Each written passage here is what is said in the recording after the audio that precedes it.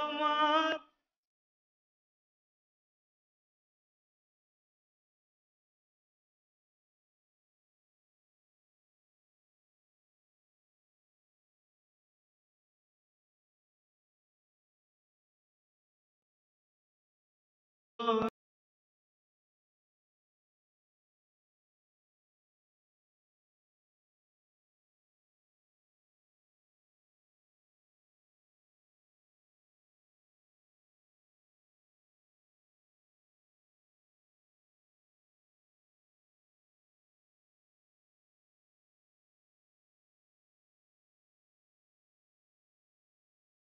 যদি হয় টেলিভিশনের ক্যামেরা, তাইলে আসলে গোপনে থাকতে রাজি নন আনিসুল হক, কখনোই ছিলেন না।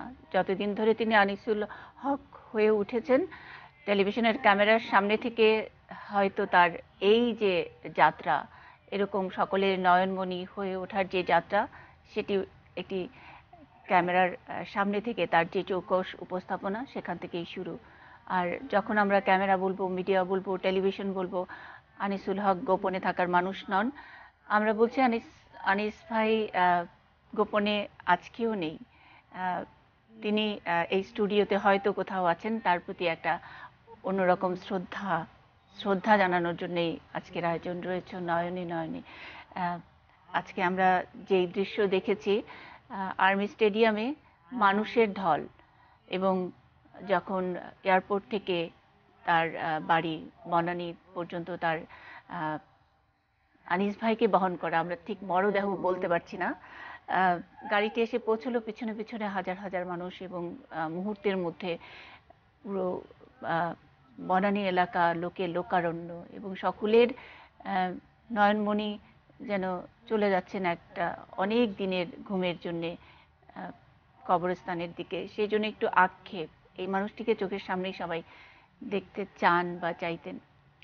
সেই মানুষটিকে নিয়ে আজকের এই আয়োজনে যারা স্টুডিওতে সামনে সামনে আছেন, আনিস ভাই আমাদের সঙ্গে আছেন অন্যভাবে, আমি বিশ্বাস করছি। আর ক্যামেরার সামনে আছেন স্থপতি ইকবাল হাবিব।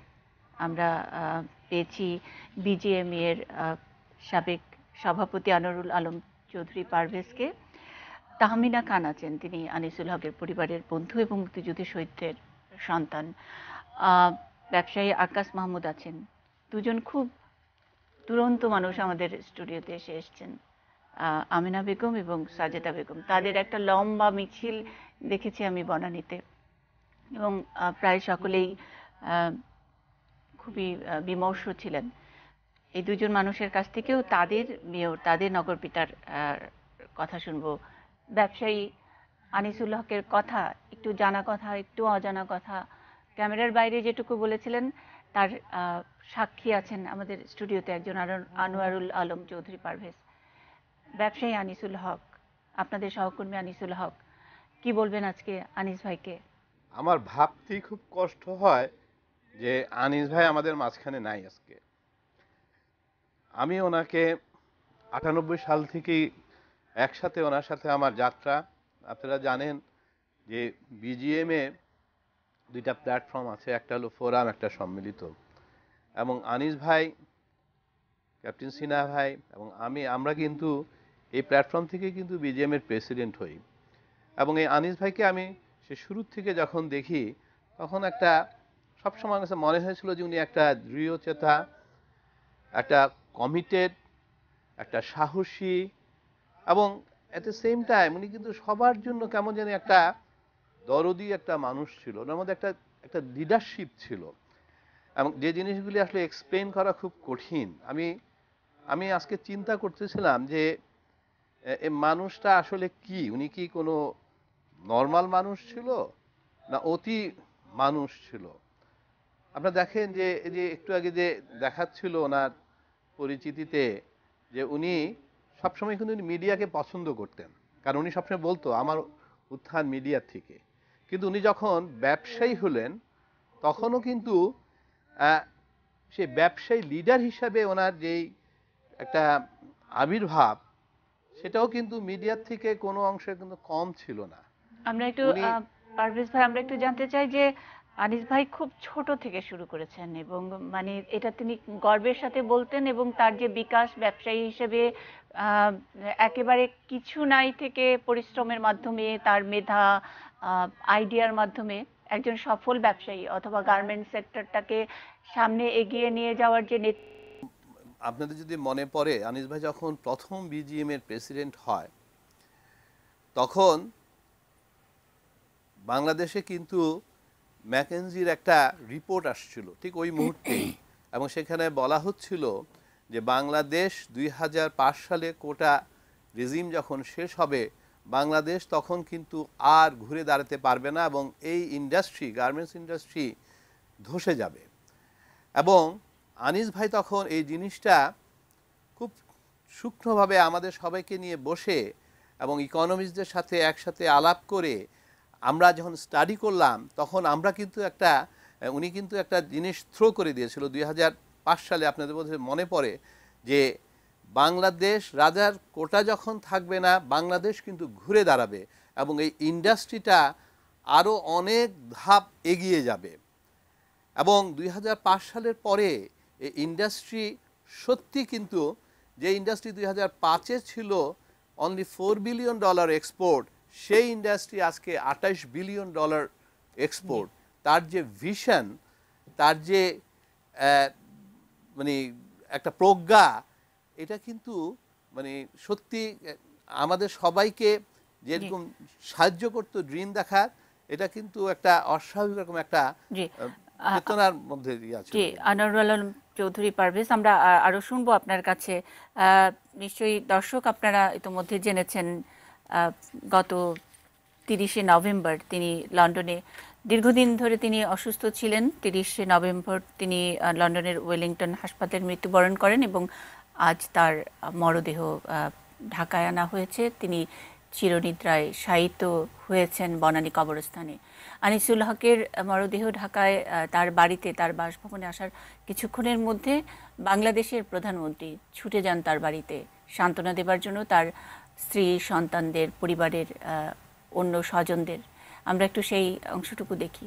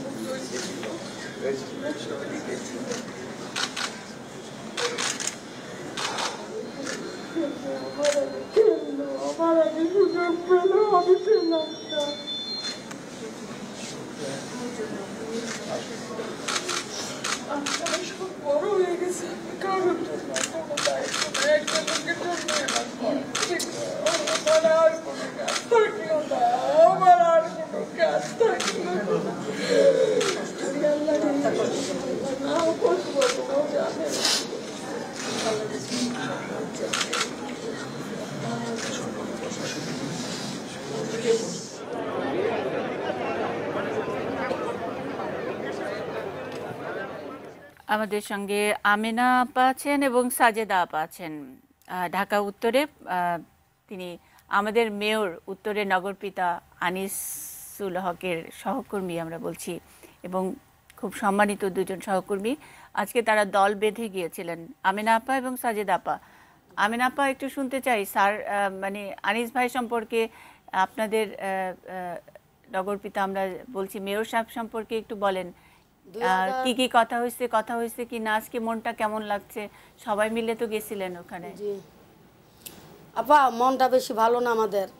2015 সালে আমাদের পাশে নগরপিতা হিসাবে মেয়র আনিসুল হক সাহেব আমাদের পাশে আসছিল।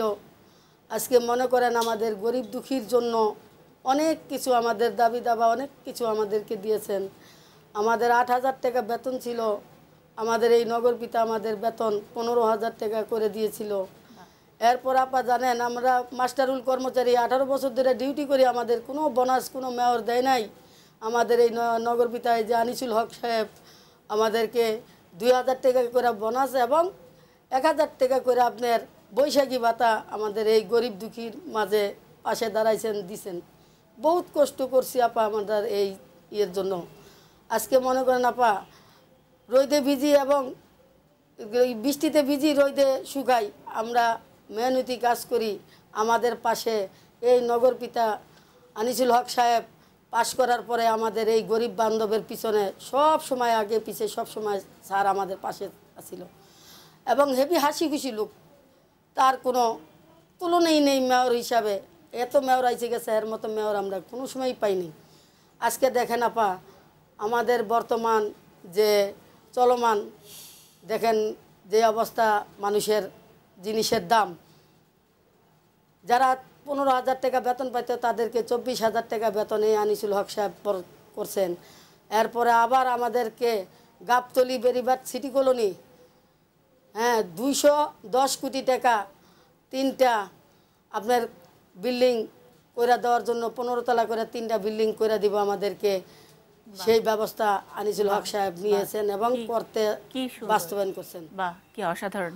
সাজেদা আপা কি কিছু বলবেন? সাজেদা আপা বলবো আমি না যেটা বলছে এইটা ওই। আচ্ছা আপা, সাজেদা আপা আমার একটু বলেন যে এখন কি একটু কাজ করতে, আপনারা তো মাস্টার রোলে ছিলেন এবং আনিস ভাই আপনাদের সঙ্গে মাঝে মধ্যে দেখা করতেন, কখনো গিয়ে কথা বলতেন, আপনাদের সামনে আপনাদের সঙ্গে অনেক সময় গিয়ে চা খেতেন। তো এইসব উৎসাহের কারণে কি এখন কাজটা বেশি ভালো লাগে? জি না, কাজটা ভালো লাগে না? না আজ করতে খারাপ লাগছে, আজকে এতদিন তো ভালোই খারাপ লাগছে। লাগছে, কিন্তু আনিস ভাই মানে আনিসুল হক যতদিন ধরে মেয়র যেমনি মিশতেন উৎসাহ দিতেন, সেটা কাজ করতে আনন্দ পেতেন কিনা? হ্যাঁ আনন্দ পাইতাম। গেছে 26 মাসে গাবতুলি মেন রাস্তায় আমগো লগে আমরা কাজ করতেছি, আমগো লগে লগে লগে ঘুরছে, কথা বলছে, খারে রয়েছে, কাজ করতে কিরম লাগে এটা আমগো জিগাইছে। এরপরে আনিসুল হক আওয়ার পরে আমগো বেতন বাড়াই দিল, এই 2বার করে কম্বল দিল, পোশাক দিল, বাহ সোয়েটার দিল, বাহ এরপরে বৈশাখী ভাতা দিল। বাহ। আচ্ছা, আবার আরো কিছু বলতে ইচ্ছা করলে আমরা শুনবো আপনাদের আপনাদের মেয়র সাহেব সম্পর্কে আরো কিছু যখন বলতে ইচ্ছা করবে একটু হাতটা এরকম তুললে আমি দেখতে পাবো আপনাদেরকে, আপনারা আরো কিছু বলতে চাইলে আমি শুনবো। হ্যাঁ বলেন আচ্ছা, আমরা একটু আকাশ মাহমুদের কাছ থেকে একটু শুনতে চাই, ব্যবসায়ী। প্রিয় নেতা আনিস ভাইয়ের আত্মার শান্তি কামনা করছি। আসলে আমি কখনো নিজে ভাবতেও পারিনি যে আনিসুল হককে নিয়ে আমার কোনো দিন টেলিভিশনে কথা বলতে হবে। 2006 সালে তার সাথে আমার পরিচয় হয়েছিল যখন উনি এফবিসিসির সভাপতি পদের জন্য নির্বাচন করার প্রস্তুতি নিচ্ছিলেন। তখন আমি আমার অ্যাসোসিয়েশন বাংলাদেশ ফটোগ্রাফিক অ্যাসোসিয়েশনের প্রেসিডেন্ট ছিলাম। আমাকে একদিন উনি ফোনে বললেন যে কারণ বাজার বিজিএমই ভবনে মিলাদ হবে, আপনি একটু আসবেন এবং আপনার সমিতির 5 জনকে নিয়ে আসবেন। সেই দিনই তার সাথে আমার সামনাসামনি ভালো মতো পরিচয় হতো। টেলিভিশন সেলিব্রিটি হিসেবে তাকে তো আমি ছোটোবেলা থেকেই চিনতাম, স্বপ্নের নায়কের মতো। তারপরে ইলেকশন প্রক্রিয়া শুরু হলো, হঠাৎ একদিন দেখে আমার অ্যাসোসিয়েশন, সেটা হলো হাটখোলাতে, একদম পুরনো ঢাকায়, সেইখানে উনি বিনা নোটিশে যেয়ে হাজির যে আপনার সমিতির কী কী সমস্যা হচ্ছে আমাকে একটু বলেন। তা আমাদের ছোট সমিতি, ফটোগ্রাফির ব্যবসায়িকদের সমিতি, আমরা আমাদের ফটোকপিয়ার, জেরক্স মেশিন, স্ক্যানার, এগুলি সম্বন্ধে একটু বললাম যে এগুলি আমাদের আপাতত নাই। আনিস ভাই বোধহয় লিখে টুকে নিয়েছিল এই কথাটা, কিছুদিনের মধ্যেই আমরা সেইগুলি পেলাম। তারপরে আনিস ভাইয়ের সাথে আমার একটা আত্মার সম্পর্ক গড়ে উঠল। ছোট্ট কিছু হলো সে আমাকে ফোন দিতেন, একটা টেক্সট করতেন। আনিস ভাই যখন মেয়র হয়ে গেলেন তখন তো তার এফবিসিসি বা ব্যবসায়ী বা আমাদের প্রয়োজন ছিল না, কিন্তু আমি দেখতাম তার মনটা পড়ে থাকতো ব্যবসায়ীদের দিকে, কোন ব্যবসায়ী কেমন আছে, এফবিসিসি কী হচ্ছে, বোর্ড মিটিংয়ে কী আলোচনা হয়, সমস্ত কিছুই তার মনটা ওখানেই পড়ে থাকতো। বিশেষ করে ছোট ছোট ক্ষুদ্র ক্ষুদ্র যে সমিতিগুলো আছে, বড় সমিতি বিজিএমই বিকেএমই এরা তো সব সমস্যার সমাধান নিজেরাই করতে পারে। আনিস ভাইকে আমি দেখতাম সেই ক্ষুদ্র সমিতিগুলোকে নিয়ে কাজ করতে, কার কী সমস্যা সে কান পেতে শুনতেন এবং সরকারের সর্বোচ্চ মহলে যেয়ে ওটা সমাধান করে নিয়ে আসতেন। তো আজকে আনিস ভাই নাই, এটা আসলে না, একদম আমরা বলছি না আনিস ভাই নাই। আমরা টেলিভিশনে কোনো অনুষ্ঠান আনিসুল হক বিষয়ক করব এবং সেখানে আনিসুল হক অনুপস্থিত থাকবে, তা আমরা হতে দেই না। সেটা যেভাবেই হোক থাক। আনিসুল হকের সবচেয়ে জাদুকরী একটা জিনিস ছিল, সে মানুষকে বিনয় বানাতে শেখাতো। সে নিজে একজন বিনয়ী মানুষ। আমরা যার গণতান্ত্রিক পরিষদ, তার একটা পরিষদ ছিল, আমরা যার টিমে ছিলাম সবাইকে সে বিনয়ী করেছিলেন। আমরা সবাই বিনয়ী, তারপরে তার কাছে বিনয়তা বেশি শিখেছিলাম সাহসটা। আমার সহকর্মী ইমরান হোসেন সুমন তার রিপোর্টে বলছিলেন যে টিভি ব্যক্তিত্ব, টেলিভিশনের সফল উপস্থাপক, টিভি ব্যক্তিত্ব, সফল ব্যবসায়ী, তারপর সফল রাজনীতিবিদ।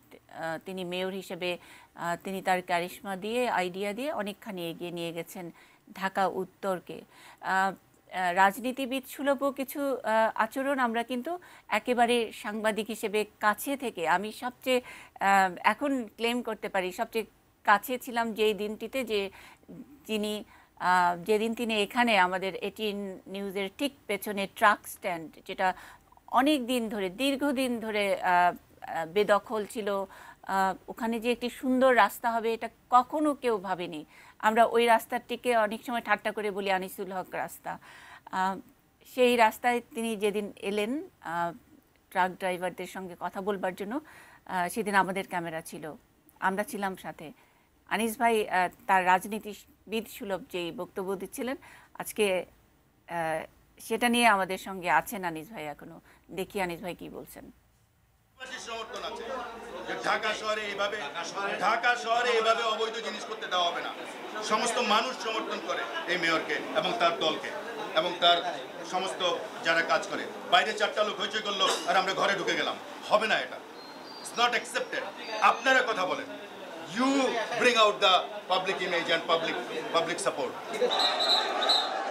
আজকেও যারা এই জায়গা অবৈধভাবে দখল করে আছেন, আপনাদের সুবিধার জন্য, আমার সুবিধার জন্য না, আপনাদের গাড়ি যেন রাস্তায় না থেকে ভিতরে থাকতে পারে আমার জন্য না, আপনাদের গাড়ি যেন সিএসডিতে যেতে পারে আমার জন্য না, যে এই সমস্ত জায়গায় যেসব গাড়ি আছে সেই গাড়িগুলো ভিতরে থাকবে। আমরা আপনাদের জন্য একটি ভালো ট্রাক টার্মিনাল বানাবো। আমরা যারা ঢাকা শহরে থাকি, আনিসুল হকের এই খবর শোনার পরে সবাই শুধু একটি কথাই বারবারই বলছে, আহা আমরা কি দুর্ভাগা, কেমন করে এত অল্প সময়ের মধ্যে ঢাকার চেহারাটি পাল্টে দিয়েছিলেন। তার দূরদৃষ্টির কথা বলছিলেন, তার ভিশনের কথা বলছিলেন, সুন্দর করে ঢাকাকে সাজাবার কথা অনেকেই বলছিলেন। এটা তো আসলে সার্টিফিকেটটা আমরা স্থপতিদের কাছ থেকেই পেতে চাই। কেমন করে দেখছিলেন আনিস ভাই এই তার স্বপ্নের ঢাকা উত্তরকে, সেই উত্তরটা শুনবো। আমাদের সঙ্গে স্থপতি ইকবাল হাবিব আছেন। একটা ছোট্ট বিরতি নিয়ে আসি।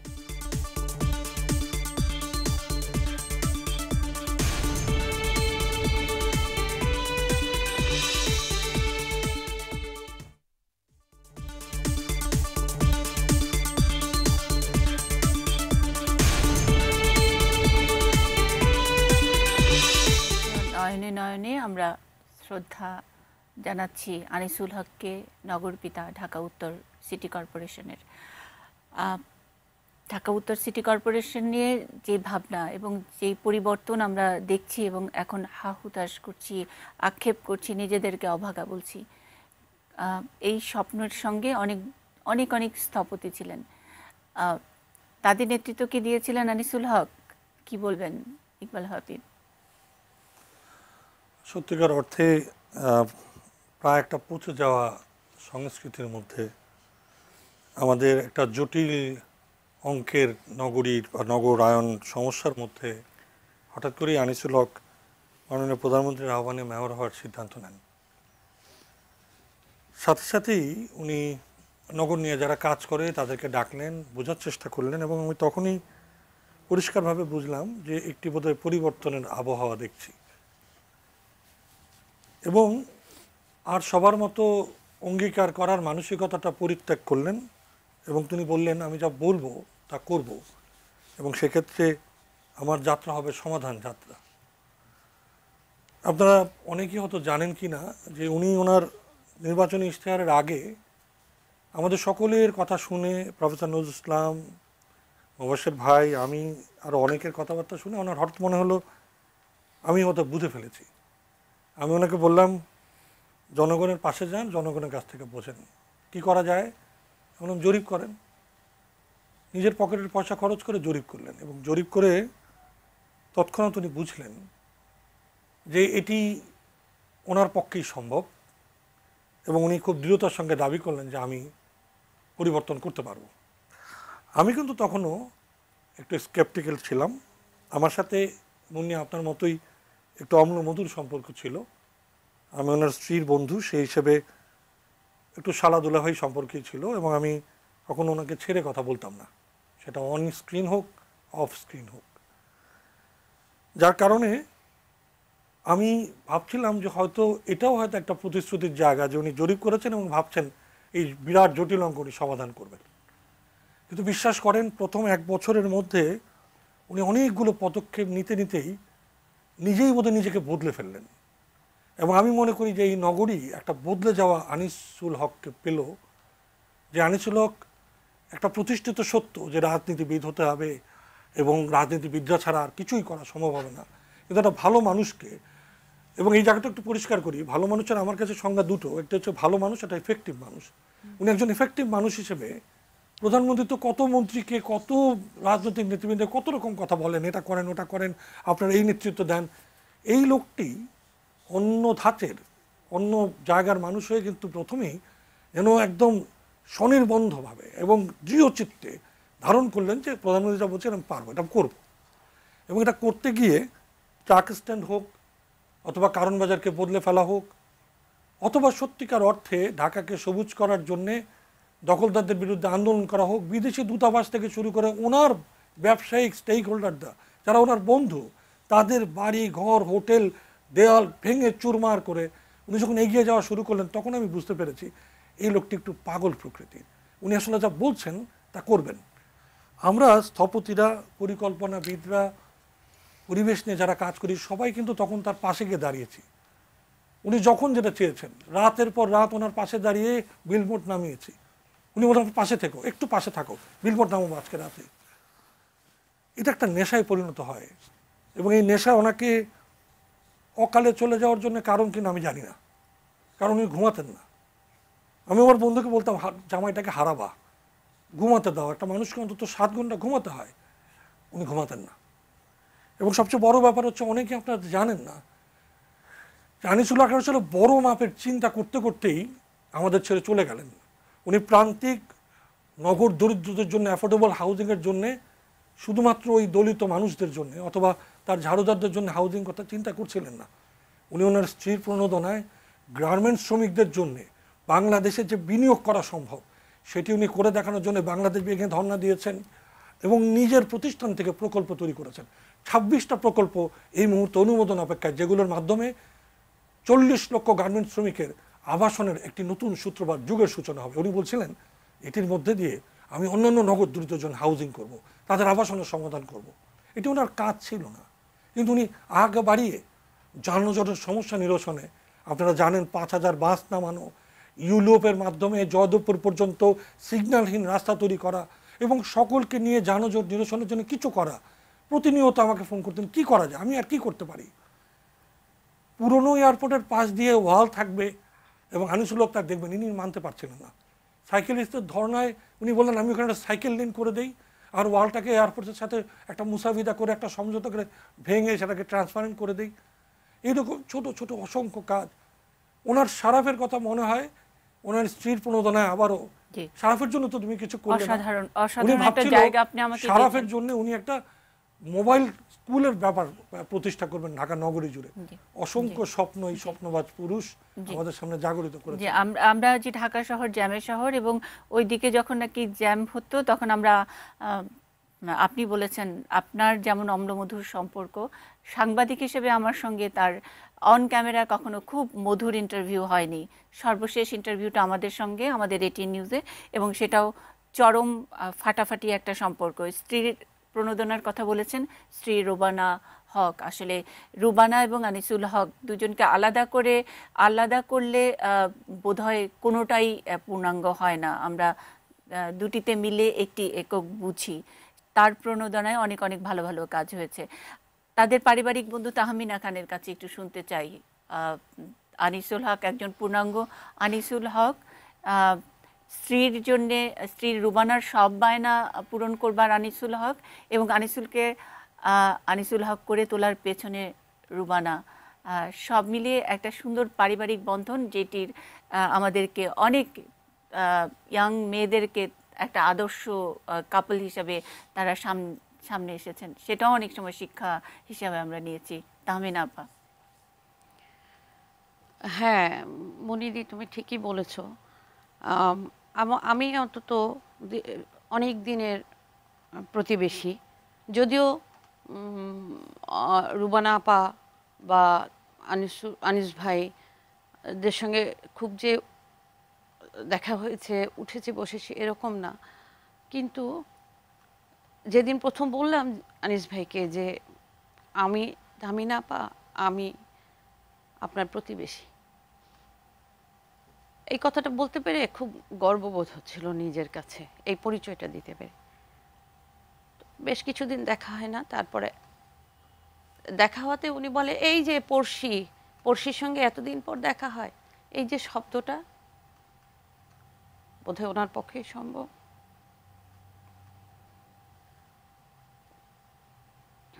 নগরের ওনার পক্ষেই সম্ভব।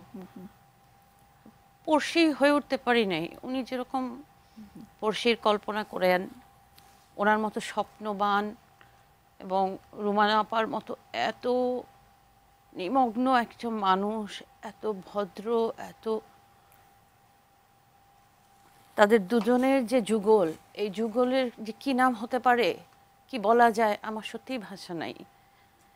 কিন্তু আমি একজন শহীদ পরিবারের মুক্তিযুদ্ধের শহীদের সন্তান হিসাবে আনিস ভাইকে একদিন না বলে পারি নাই।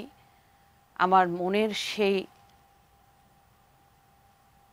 ভাবটি আমি এভাবেই বলেছিলাম সেদিন। কুখ্যাত মোনায়েম খাঁর বাড়ির দেয়াল যেদিন ভেঙে দেওয়া হলো, আমরা প্রজন্ম ৭১, ঘাতক দালাল নির্মূল কমিটি এবং আমাদের সমমনা সব সংগঠন আমরা পথে দাঁড়ানো ছিলাম, এবং আমি মুখিয়েছিলাম যখনই আনিস ভাইয়ের সঙ্গে দেখা হবে উনি একবার আসবেনই, এবং ওনার এই চূড়ান্ত সাহসের ফসল আমি ৪৪-৪৫ বছর পর এই বাংলাদেশের মাটিতে দেখলাম, যে এই কুখ্যাত এই যুদ্ধাপরাধীদের কারো বাড়ির দেয়াল আঙ্গিনা যেটা অবৈধভাবে ৪৪ বছর ৪৫ বছর ভোগ করে যাচ্ছে, সেই সমস্ত লোকদের কারো গায়ে একটি ফুও কেউ কোনো দিন দেয়নি। আমরা অনেক কথা বলেছি, অনেকে অনেক বক্তৃতা করেছি, কিন্তু ওনার সাহসিকতায়, ওনার পেছনে আমরা ছিলাম, ওনার সঙ্গে ছিলাম, কিন্তু ওনার যে প্রাণশক্তি এবং উনি যে ধূলিসাৎ করবেন এটা ১০০ ভাগ নিশ্চিত হয়ে আমরা ওনার সঙ্গে ছিলাম। এবং সেদিন আমি আনিস ভাইকে বলেছিলাম যে আপনাকে আমি স্যালুট জানাচ্ছি। ৭১-এর পর আজকেই প্রথম আমি কাউকে স্যালুট জানাতে পারলাম। মনে হলো সত্যি শহীদ পরিবারদের সঙ্গে এদেশে কেউ আছে। আনিস ভাই আমাদের স্বপ্ন দেখাচ্ছে, এখনো দেখাবে, যেখানে উনি থাকুক না কেন উনি আমাদের সঙ্গে আছেন, উনি ওনার পরিবারের সঙ্গে আছেন। অথবা রুমানা আপাকেও বোধহয় আনিস ভাই বলবো, আনিস ভাই তো বলবো না, কারণ রুমানা আপা আনিস ভাইয়ের স্বপ্নের সবটুকু ধারণ করেন। এরকম খুব বিরল, খুব বিরল, খুব বিরল। ওরা এখন খুব একা, ছেলে মেয়েগুলো, রুমানা আপা, বাড়িটা। তাহমিনা খান মুক্তিযুদ্ধের শহীদের সন্তান হিসেবে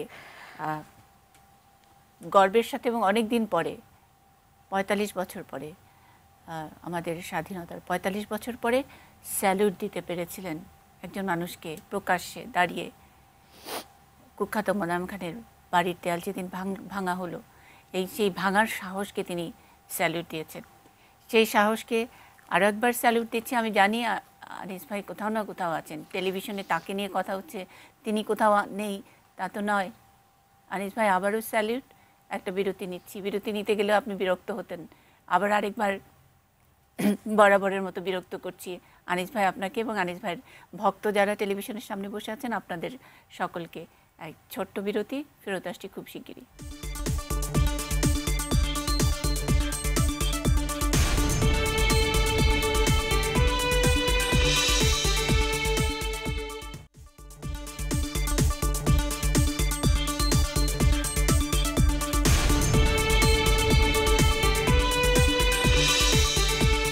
রয়েছে নয়নে নয়নে। আমরা নগরপিতা, ঢাকা উত্তরের নগরপিতা আনিসুল হকের প্রতি শ্রদ্ধা জানাচ্ছি। তিনি আজ শেষ শয্যায় গিয়েছেন, চিরনিদ্রায় গিয়েছেন, শুয়ে আছেন বনানী কবরস্থানে। এবং তার কাছেই, তিনি যেখানে শুয়ে আছেন তার কাছে ওই কুখ্যাত সেই মোনাম খানের বাড়ির দেয়াল, যেটা বলছিলেন তাহমিনা খান। আনোয়ারুল আলম চৌধুরী পারভেজ, আর একটু যদি তা এই ব্যবসায়ী আনিসুল হকটাকে চিনে নেই, কত ছোট জায়গা থেকে পরিশ্রম দিয়ে তিনি তার ব্যবসার বিকাশ, অবশ্যই আমরা তার সহধর্মিনী রুবানা হকের সহযোগিতার কথা জানি, কিন্তু তার পাশাপাশি একজন পরিশ্রমী আনিসুল হক, একদম জিরো থেকে হিরো হওয়া আনিসুল হকের ছোট্ট করে যদি আমাদের এই প্রজন্মের মানুষদের জন্য একটু বলেন। আনিস ভাই তো শুরুতে চাকরি করতেন। উনি, আপনারা জানেন, দেশ গার্মেন্টসে উনি প্রথমে ওনার চাকরি জীবন শুরু করে। এরপরে ওনারা তিনটা বন্ধু দেশ গার্মেন্টস থেকে এসে মোহাম্মদী গ্রুপ করে, এবং সেই মোহাম্মদী গ্রুপ আজকে একটা বিশাল একটা জায়গায় অবস্থান করছে। নট অনলি গার্মেন্টস, এখন এটার সাথে সাথে power sector, media, real estate, IT, এই নানান জায়গায় কিন্তু এটার বিস্তার ঘটেছে। আমি তখন একটা জিনিস আপনি প্রশ্ন করেছিলেন যে আনিস ভাই ব্যবসায়ী লিডার হিসাবে কেমন। এটা সত্যি কথা বলতে গিয়ে দেখেন, ওনার কিন্তু ব্যবসায়ী লিডারশিপ শুরু হয়েছিল গার্মেন্টস ইন্ডাস্ট্রি, গার্মেন্টস বিজিএমের মাধ্যমে, এবং সেই বিজিএমের পরে উনি গেলেন এফবিসিসিআই, সেই এফবিসিসিআই থেকে সার্কেট থেকে আজকে উনি মেয়র। অথচ বিজিএমের আজও ইলেকশনে সে আনিস ভাই সাথে কিন্তু আমরা আবার সেই পরামর্শ করি। এফবিসিসিআই ইলেকশন হলে আজও আমরা ওনার সাথে আলাপ করি, এবং এই যে ওনার যে ভূমিকা, ওনার যে অবস্থান, উনি কিন্তু লিডারও, উনি তার মানিকটা কি যে উনি কিন্তু লিডারও সবসময় তৈরি করে আসছে। আজকে আমাকেও কেউ ব্যবসায়ী লিডার বলে, কিন্তু আমি তো তার হাতেই কিন্তু সৃষ্টি। এবং ওনার যে অবস্থা, ওনার যে ভূমিকা, ওনার যে মমতা, ওনার যে লিডারশিপ, ওনার যে শিক্ষা দেওয়ার যে একটা সবসময় একটা চেষ্টা এবং একটা মানুষকে এগিয়ে নিয়ে যাওয়ার, এটা কিন্তু সত্যি মানে আমি কিন্তু আজকে বসে কিন্তু আমার কাছে মনে হয় it is impossible for a human being. দেখেন, উনি ব্যবসায়ী এবং এখনও কিন্তু ব্যবসায়ীর সাথে কিন্তু উনি রিলেটেড। উনি কিন্তু মেয়র, উনি কিন্তু রাজনীতিবিদ ছাড়াও দেখা যাচ্ছে সাংস্কৃতিক অঙ্গনেও কিন্তু উনি বিস্তার করে, এবং সাংস্কৃতিকের সাথে সাথে উনি ওনার বন্ধু বান্ধব কে আজকে কোথায় বিপদে পড়লো, উনি চিনুক আর না চিনুক, ওনার কাছে গেলে যদি প্রমাণ করতে পারে সে বিপদগ্রস্ত, সে যে মানুষই হোক না কেন, আমি দেখি যে উনি এখনও কিন্তু ছুটে চলে যায়। এই যে মানুষটা, এই জন্য আমি তখন বলছিলাম যে উনি কি আসলে মানুষ না এটা একটা সুপার একটা হিউম্যান বিইং, সেটা কিন্তু চিন্তা করতেও কিন্তু শঙ্কিত হয়ে যায়। তবে এটা ঠিক, আমি আমার বড় ভাইকে হারিয়েছি, আমি আমার একটা শিক্ষককে হারিয়েছি, আমি আমার একটা বন্ধুকে হারিয়েছি, কিন্তু দেশ যে মানুষটাকে হারালো সেটা কিন্তু আমার মনে হয় আরেকটু যদি আমরা সময় পেতাম, তাহলে কিছুক্ষণ আগে ইকবাল ভাই যেটা বললো সত্যি, কিন্তু আমরা কিন্তু অনেক মানে আমার প্রাইম মিনিস্টার অনেক কনফিডেন্স দিয়ে কিন্তু অনেকজনকে মন্ত্রী বানিয়েছে, দায়িত্ব দিয়েছে, কিন্তু আনিস ভাই 2 বছরের মধ্যে যে কমিটমেন্ট ওনার, সেটা যেভাবে ডেলিভার করেছে, সেটা যদি আরেক কিছুদিন যদি থাকতো, তাহলে এটা আমার মনে হয় দেশের জাতির জন্য বোধহয় এটা একটা এক্সাম্পল হতো এবং আমাদের সবার জন্য কিন্তু একটা অনুসরণীয়, আজও যেরকম হয়ে আছে এটা বোধহয় আরো বেশি স্টাবলিশ হতো। আমাদের সঙ্গে আমেনা আপা আছেন এবং সাজেদা আপা, আরেকটু কি কিছু বলবেন আপনাদের মেয়র সাহেব সম্পর্কে? নগর পিতার জন্য বলবো কিছু, আমাদের যেটা করছে। আজকে দেখেন আপা, আমাদের এত পরিস্থিতি করে আমাদের নগর পিতা বিদেশ গেল বইলা টইলা, আজকে আমাদের মাঝে সে লাশ হয়ে ফিরে আসছে। আমাদের সাইডে 300 লোকের চাকরি সাইডে পড়ছে। আমাদের নগর পিতা বলে গেছিল, আমি বিদেশ যাইতাছি, বিদেশতে আইসা তোমাদের ছেলে মেয়েদেরকে আমি চাকরি দিয়ে দিব। আজকে আবার দেখেন একটা বছর ধরে এই মানুষটি কি কষ্ট আজকে করতেছে ছেলে মেয়ে লইয়া লইয়া। আজকে মনে করেন যে বর্তমান যে মেয়রের দায়িত্বে বর্তমান আছে তার কাছে আমাদের অনুরোধ, এই গরিব দুঃখীর মুখের দিক চাইয়া আমাদের মেয়র সাহেব এবং ইয়ের মাধ্যমে সম্মান দেখায় আজকে যদি তাদের ছেলে মেয়েদের চাকরিটা দেয়। ইকবাল হাবিব, একটু আপনার কাছ থেকে জেনে নিতে চাই, তিনি অনেকবারই আপনাদের সঙ্গে বসেছেন এবং তার 1 বছর পূর্তি বা 1 মাস পূর্তি ইত্যাদি নানান সময়ে তিনি যানজট দূর করবার জন্য নানা রকমের পরিকল্পনার কথা বলেছেন। আইডিয়াটা সব আপনাদের সকলের সঙ্গে বসে তিনি জোড়া লাগিয়েছেন। আমরা একটু জানতে চাই যে আমরা কতদূর পেলাম আর কত দূর করতে হবে, তার পূর্ণাঙ্গ আইডিয়াটাই বাকি ছিল। সবচেয়ে বড় বিষয় ছিল ঢাকা শহরকে পদচারী বান্ধব করা। উনি গুলশানে তার একটা পাইলট পরীক্ষা গাড়ি হিসেবে কাজ করার চেষ্টা করেছেন। উনি বাসকে মনে করেছেন সবচেয়ে বেশি মানুষের গণপরিবহনের সবচেয়ে বড় উপলক্ষ হতে পারে। সেজন্য বাস র্যাপিড ট্রান্সপোর্ট এরকম বড় বড় বাগাড়ম্বরের প্রকল্পের জন্য অপেক্ষা না করে উনি বাস মালিকদেরকে সাথে নিয়ে, শ্রমিকদেরকে সাথে নিয়ে উনি 5000 বাস নামানোর জন্য তদবিরের নেমে গেলেন এবং লুপ প্রকল্পের মধ্যে দিয়ে যে সিগন্যালহীন সড়ক বানানো যায় সেই প্রকল্প হাত দিলেন। অনেকগুলো পরীক্ষা নিরীক্ষার মধ্যেই উনি সকল বিশেষজ্ঞদের সাথে কথা বলে হাত দেওয়ার চেষ্টা করলেন, যেখানে প্রাধান্য ছিল সবচেয়ে বেশি মানুষের গণপরিবহন। আমি আপনাকে এতটুকু বলতে পারি যে আমরা খুব প্রস্ফুটিত হওয়ার ঠিক আগ মুহূর্তে ওনাকে হারালাম, কারণ উনি হাতের জেলের মতো আরও 3টি প্রকল্প মাননীয় প্রধানমন্ত্রীর অনুমোদন নিয়ে এসডিজির জন্য দায়িত্বপ্রাপ্ত সচিবকে দেখানোর জন্য ব্যবস্থা নিয়েছিলেন। তার মধ্যে ছিল আমাদের বোটানিক্যাল গার্ডেনের উত্তরে আরেক হাতির ঝিলের প্রায় 3 গুণ বিরাট জলাভূমি জল নিসর্গ প্রকল্প। হাতির ঝিল প্রকল্পটি অনেক আগেই নেওয়া হয়েছে এবং আনিসুল হক এটার মেয়র হওয়ার আগে উনি নিয়ে এসেছেন। একটা হলো জল নিসর্গ, একটা হচ্ছে গোরান চাঁদমারি, যেটি আমাদের গাবতলির পেছনে, কল্যাণপুরের পেছনে বিশাল একটা জলাঞ্চল, এবং ওয়াটার আরবানিজমটা উনি বুঝতে পেরেছিলেন যে এটাই আমার জলাধার না করলে আমি জলজট থেকে বাঁচবো না। হাঁটু পানিতে দাঁড়িয়ে মিথ্যে কথা বলা যাবে এটা উনি ভাবতেন না বলেই উনি বলেছিলেন এই পথটা, অর্থাৎ রামপুরা ব্রিজ থেকে ত্রিমোহনী পর্যন্ত আমি এই খালটাকে একটা সুন্দর প্রকল্প করতে চাই। 3টি প্রকল্প প্রধানমন্ত্রী নাকি হেসে বলেছেন, তুমি আমাকে করে এনে দেখাও, যাও আমি তোমাকে দিব। এই যে আগ্রহ, এবং এই আগ্রহকে কখনোই উনি প্রতিবন্ধকতা হিসেবে দেখেননি। যে কোনো জিনিসটা চ্যালেঞ্জ এসছে মনে করেছেন সবাইকে নিয়ে এগুলে, ওই যে বললেন অনেককে উনি বলেছেন সবাই যদি একত্রিত হয় স্বপ্নের চেয়েও বড় অর্জন করা সম্ভব। আমি একটা জিনিস একটু পরিষ্কার করে বলতে চাই, তারুণ্যের প্রতি ওনার বিরাট বিশ্বাস ছিল, এবং তারুণ্যের প্রতি বিরাট বিশ্বাসের পাশাপাশি পরিকল্পিত যাত্রাকে উনি সঠিক যাত্রা মনে করতেন, এবং এটা মননে বিশ্বাসে কিন্তু একসময় সকলের মধ্যে একটা মোটামুটি অর্জন করেছিলেন যে পরিকল্পিতভাবেই একটা বড় জটিল সমস্যাকে সমাধান করতে হয়। এবং উনি মন থেকে বলতেন যে তরুণরা আসুক, এবং কোনো তরুণ যদি একটা আইডিয়া নিয়ে যেত বলতে হ্যাঁ চলে আসো, তোমরা নিয়ে নাও দায়িত্ব, আমি তো বুড়ো হয়ে গেছি। যদিও ওনাকে বুড়ো এই কথাটা বোধহয় আপনি আমি কেউ স্বীকারই করবো না, উনি চিরতরুণ, এবং আজকের ঘটনার পর তো উনি চিরতরুণ হয়েই থাকবেন এবং শক্তিশালী তরুণ হয়ে থাকবেন। আমি একটা কথা শুধু আপনাকে বলবো, নয়নে নয়নে উনি দীপ্ত ছড়িয়ে যাচ্ছেন এবং হৃদয়ে উনি শক্তি যোগাচ্ছেন আমাদেরকে, যে আমরা প্রত্যেকে যে যেখানে আছি, যার পক্ষে যতটুকু করা সম্ভব আমরাই কিন্তু পরিবর্তনকামী চেঞ্জ মেকার হতে পারি।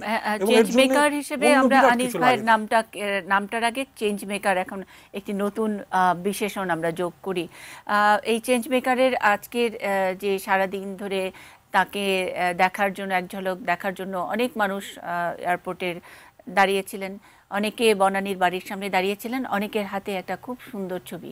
ছবিটি তুলেছেন আমাদের সঙ্গে আজকে যিনি আছেন আকাশ মাহমুদ। একেবারে ছোট্ট করে বলতে হবে এই চেঞ্জ মেকারের। হ্যাঁ, মানুষের প্রতি আনিস ভাইয়ের একটা অগাধ বিশ্বাস ছিল, সেই সাথে বড়দের প্রতি তার যেই শ্রদ্ধাবোধটা। আপনি জানেন যে আনিস ভাই একজন আড্ডাবাজ মানুষও ছিলেন। তিনি প্রায় বনানীতে তার বাসায় নিয়ে আমাদের সাথে আড্ডা করতেন। একটা কথা আমাদের প্রায় জিজ্ঞেস করতেন, তোমার বাবা কেমন আছে, মা কেমন আছে। মা না থাকলে সে বিশেষ সমবেদনা জানাতেন, এবং এই যে মা বাবার প্রতি যে দায়িত্ব নেওয়া, এটা আমাদেরকে বারবার উনি মনে করিয়ে দিতেন। এ প্রসঙ্গে আমি একটা কথা বলি, উনি যখন মেয়র হিসাবে সরকার থেকে এরকম ইঙ্গিত পেলেন, উনি ওনার বন্ধুবান্ধবের পরামর্শ নিয়েছেন, ভাবির কাছ থেকে পরামর্শ নিয়েছেন, ছেলের কাছ থেকে নিয়েছেন। বড় ভাইদের কাছে যখন উনি গিয়েছেন, ভাইরা বলছে যে বাবার কাছে যাও। উনি ওনার পিতার কাছে গিয়েছেন, পিতা বলেছে যাও মায়ের কাছে যাও। আনিস ভাই বলেছেন যে মা তো কবরে, বলছে যাও সেখানেই যাও। আনিস ভাই সেখানেই গেছেন, সে এবং কবরে যেয়ে সে মায়ের কাছ থেকে দোয়া নিয়ে এই সিটি কর্পোরেশন নির্বাচনে অংশ নিয়েছেন। এই যে মায়ের প্রতি যে তার ফিলিংস, এগুলি উনি একা করেননি, আমরা তার পরিষদে যারা ছিলেন তাদের সবাইকে উনি এই জিনিসটা শিখিয়েছেন। আর আমি মনে করি যে এত কিছু আনিস ভাই করে গিয়েছেন দেশটার জন্য, আমাদের জন্য, ব্যবসায়ীদের জন্য, সব কিছু সবার জন্য, বিনিময়ে উনি শুধু নিয়ে গেছেন ভালোবাসাটুকু। অতএব সেটার একটা ছবি আমরা আসলে দেখছি যে কত মানুষ আজ তার জন্য ছুটে গেছেন। নিশ্চয়ই। একেবারে শেষ মন্তব্য, তাহমিনা খান, পরিবারের সদস্য, বন্ধু, শহীদ সন্তান, শেষ মন্তব্য। আমরা আসলে কি হারিয়েছি আজকের এইটুকু সময় বা গত 2 দিন থেকেই বুঝে গেছি সবটা, তা না। আর আমার যেটা মনে হয়, প্রতিবেশী হিসেবে আমাকে অনেক প্রয়োজন নাই, ওনার প্রতিবেশী, ওনার অনেক গাছগুলাও ওনার প্রতিবেশী। কারণ এই যে যুগল, রুবানা আর আনিস, ওদের মমতার স্পর্শ যে কি ব্যাপক, এটা ওর বাড়িতে ঢোকার মুখ থেকেই বোঝা যায়, না ঢুকলেও বোঝা যায়। আমি দীর্ঘদিন ওনার পিতাকে, আনিস ভাইয়ের পিতাকে আমাদের লেকের পাড়ে হাঁটতে দেখেছি, এবং যথেষ্ট 90-এর ওপরে বয়স। এই ভদ্রলোক হাঁটতে যখন আসতেন, দুপাশে 2জন লোক আসতেন, এবং একটা দামি গাড়িতে করে উনি আসতেন। ওনার পায়ের জুতো থেকে মাথার চুল পর্যন্ত যে পরিপাটি এবং যত্ন, যে আদর, মানে এ চোখে না দেখলে আমি আসলেই ভাষা পাচ্ছি না বোঝানোর। এবং আনিস ভাই, রুবানা যখন পথে পথে ঘুরছেন এই নির্বাচনের জন্য, এত কষ্ট করছেন, কোনো একদিন আমি দেখি না ওনার পিতাকে হাঁটতে আসতে পারেনি বা আসেনি, অযত্ন হয়েছে, এরকম কোনোদিন দেখি নাই। এটা থেকেও বুঝি, ওদের সঙ্গে কথা না বললেও এমন একটা আত্মিক সম্পর্ক বোধ করি, এত আপন বোধ করি রুবানা আপার জন্য। সত্যি খুব মমতা এবং ঠিক শব্দটি আমাদেরকে দিয়েছেন তাহমিনা খান। একজন আপন মানুষ, একজন অভিভাবক, একজন বন্ধু, একজন চেঞ্জ মেকার, এবং ঢাকা উত্তর সিটি কর্পোরেশনের জন্য একেবারে উদাহরণ হয়ে থাকার মতন একজন মেয়র। অল্প সময় পেয়েছেন, তারপরে আরও অনেক মেয়র আসবেন, এর আগেও অনেক মেয়র দায়িত্ব পালন করে গেছেন। অবশ্য ঢাকা উত্তরের তিনিই প্রথম মেয়র। ওই পদটি, ওই আসনটি, ওই নামটিকে অনেক চ্যালেঞ্জিং করে গেছেন আনিস ভাই, এবং সেই আনিস ভাইয়ের প্রতি আমাদের শ্রদ্ধা। কারণ ওই চ্যালেঞ্জ নিয়েই যারা বসতে যাবেন তার চেয়ে অনেক বেশি ভালো ভালো কাজ করবেন, আরও বেশি ভালো মানুষ হবেন, আরও বেশি আনিস ভাই হওয়ার চেষ্টা করবেন। পুরো লাভটা আসলে বাংলাদেশের মানুষের, যারা এই দেশটাকে ভালোবাসেন। এই ভালোবাসার বাংলাদেশে ভালোবাসার একজন মানুষ, তিনি নিশ্চিন্তে বাংলাদেশের মাটিতে শুয়ে আছেন, তিনি আছেন আমাদের কোথাও না কোথাও। তার প্রতি আবারও শ্রদ্ধা। ভালো থাকবেন আনিস ভাই। আমরা নিউজ আওয়ার এক্সট্রার আয়োজন শেষ করছি। রয়েছে নয়নে। পরবর্তী আয়োজন পলিটিক্স প্লাস, সহকর্মী প্রভাস আমিন আছেন ওখানে। মনি, আপনাকে অনেক ধন্যবাদ। আমাদের সবার প্রিয় আনিসুল হককে নিয়ে আপনি যেই অনুষ্ঠান করেন, আসলে এই বেদনা আমাদের সহজে ভোলার নয় যে উনি অল্প সময় যা দিয়ে গেছেন। তবে পলিটিক্স প্লাসে আমি কথা বলবো আজকে পার্বত্য শান্তি চুক্তির 2 দশক পূর্তি, সেই চুক্তির পাওয়া না পাওয়া কতটা বাস্তবায়িত হলো কতটা হলো না, 2 পক্ষেরই পাল্টাপাল্টি অভিযোগ আছে, সেগুলো নিয়ে আমরা কথা বলবো। ছোট্ট একটা বিরতি নিয়ে ফিরে আসছি।